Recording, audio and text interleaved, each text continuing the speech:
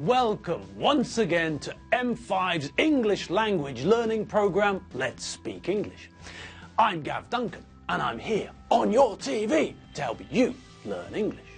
Now, are you sitting comfortably? Yes? Good. And are you ready for today's lesson? Yes? Good. Okay, well, let's learn English together.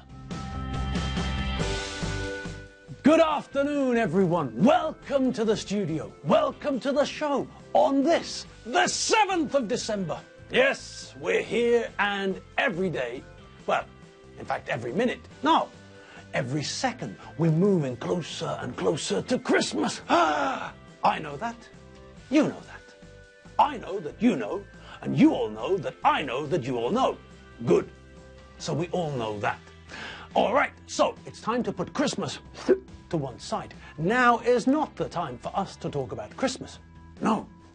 Now is the time for us to check that all's well with the animals and their temporary guardian, John B. Watson, the man who's looking after the animals until Ivan gets back from his holiday in Siberia. Everything's fine, Gav.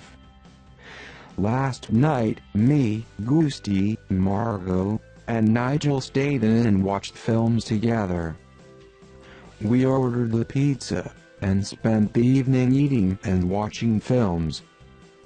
Everything is okay, absolutely okay. Now, guardian. That's a word we haven't seen before. Do you know what it means? Can you guess? Well, think about what I said a minute ago. Think about what I said about what John B. is doing.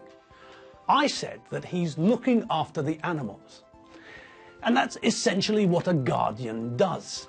The idea of a guardian is a person who protects or defends something. And from the structure of the word, we can see the connection to another word, guard. Now, the two words come from the same source, but we can use the word guard as a verb and also as a noun. A security guard is guarding the bank.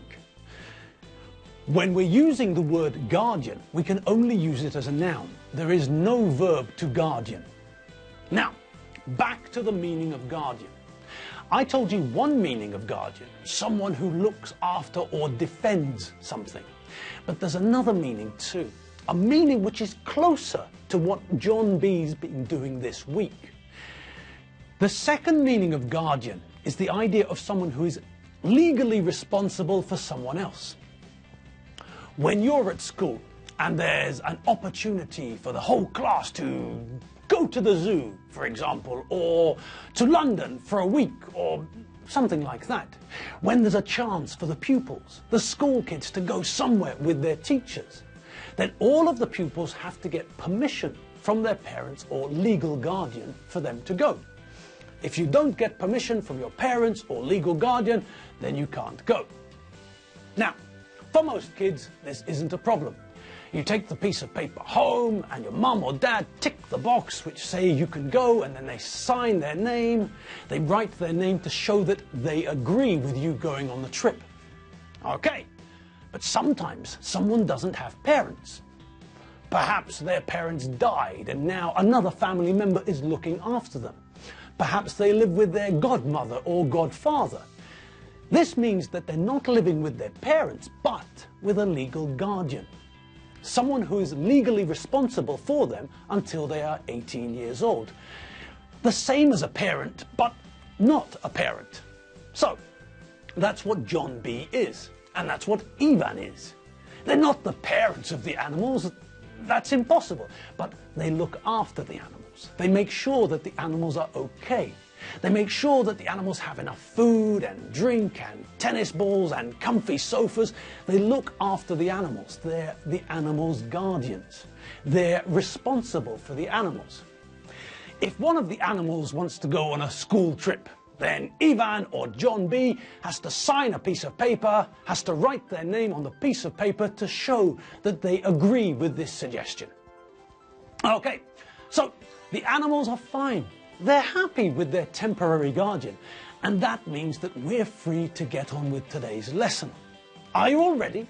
Yes! Good. Okay then. So, Who remembers what the last thing we did was? Yes, that's right.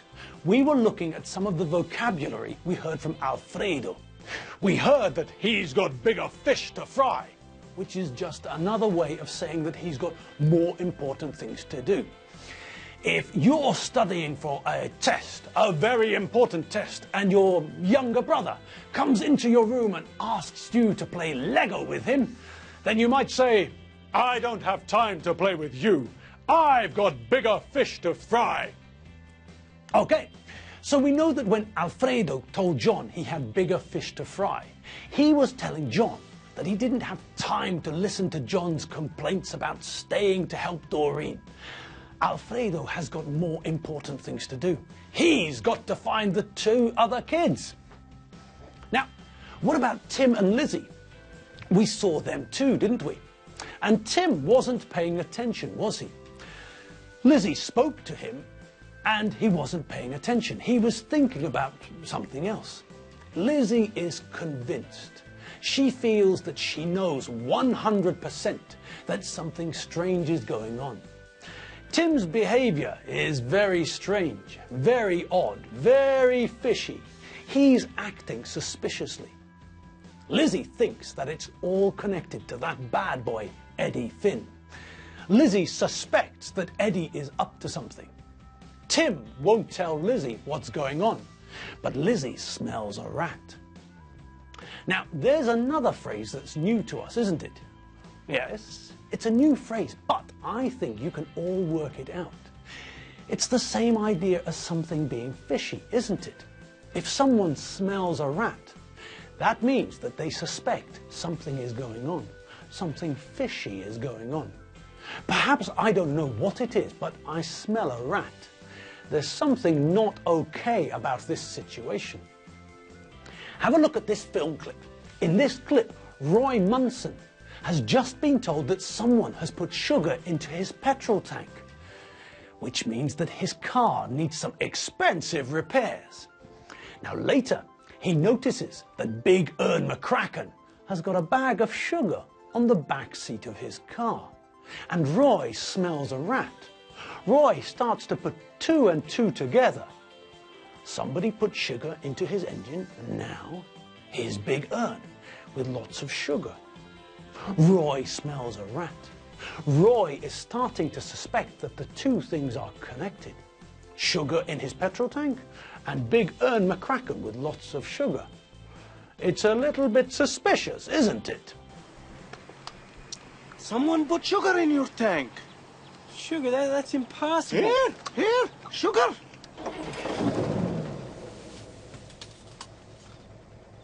What do you have sugar for, Mr. McCracken? Didn't I tell you to call me Ernie or Big Ern? It's my morning coffee. Okay, so Lizzie smells a rat. She thinks that something fishy is going on, but she doesn't know what exactly. All she knows is that something feels wrong.